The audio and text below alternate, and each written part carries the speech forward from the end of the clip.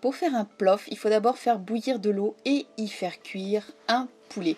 Faire bouillir un poulet dans de l'eau, tout simplement. On y rajoute quelques poivres en grains, une feuille de laurier et du sel, mais je ne l'ai pas trouvé au montage. Et ensuite on couvre pour que ça puisse bouillir, cuire tranquillement. Il n'est pas rare d'avoir quelques petites impuretés à retirer avec un écumoire.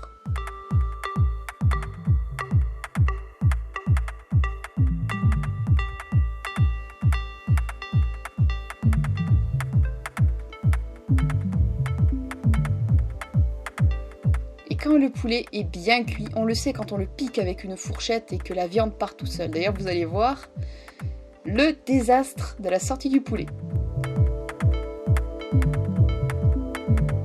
Mais bon.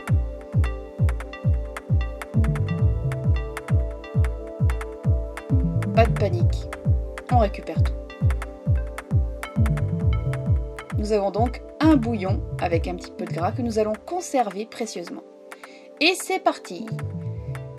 D'abord, de la carotte.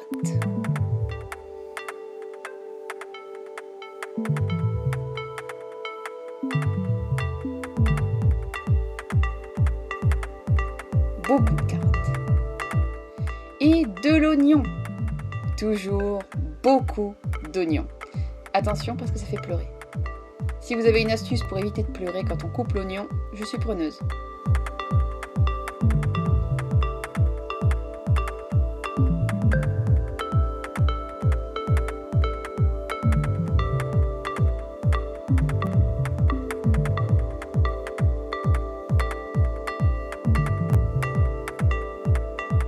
Beaucoup d'oignons, bien sûr.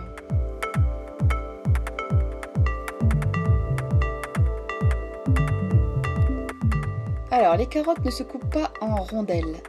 Elles se coupent en quartiers, si je puis dire. Mais là, je vous montre directement. Coupez la carotte dans le sens de la longueur. Encore dans le sens de la longueur. Et après, on coupe en biseau. Et on adapte selon la grosseur. Généreux en carottes. Et voilà, maintenant c'est le moment d'effilocher le poulet. Bien sûr on attend qu'il refroidisse, ça va de soi. Donc on effiloche assez grossièrement mais pas trop grand. J'ai remarqué à mes dépens après qu'on avait fait des effilochages trop grands. Donc il faut quand même faire quelque chose d'un peu plus petit que ce qu'il y a à l'écran. Et voilà, soyons généreux en poulet. Allez, riz, poulet, oignon, carottes. Allez, dans une poêle frémissante, faisons revenir les oignons. Pas trop fort tout de même, il faut que les oignons soient doux, faut pas qu'ils soient un peu brûlés ou un peu secs. On y rajoute les carottes, on ne fait pas de chichi. Et dans une partie du bouillon de poulet, on va faire cuire le riz. La dose que j'ai mis, c'est un verre de riz par personne à peu près. Et on surveille bien la cuisson, il ne faut pas que ça accroche, il ne faut pas que ça brûle. Tout doit être cuit en douceur. Et pour que la cuisson en douceur soit totale, ma mère a rajouté un peu de bouillon de poulet dans la poêle et l'a couverte. Et ici, le riz est en train de terminer doucement sa cuisson. Et voici après dressage. Tout simplement, carottes, poulet, riz. J'ai choisi de le présenter comme ça car c'était mieux à mon sens. Et voilà le service tant attendu de ce poulet, de ce plat, le plof russe.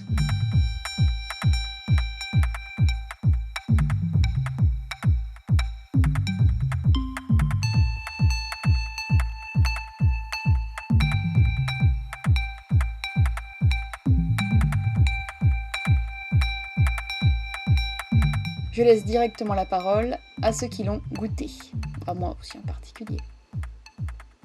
Bon, le riz est très léger, le bouillon de poulet l'a vraiment bien parfumé, les légumes sont tendres, ni trop ni pas assez cuits, et le poulet est très bon, pas trop sec. Ouais, Mouche. même avis, je trouve aussi que le riz a un très très bon goût. Avis conforme. Bon, tout le monde est d'accord jusque-là.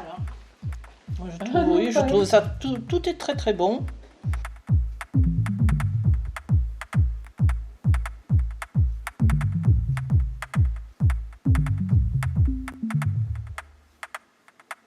Cette recette est la seule qui a fait l'unanimité dans la famille et d'ailleurs elle a été refaite le lendemain tellement nous avons trouvé ça très très très bon.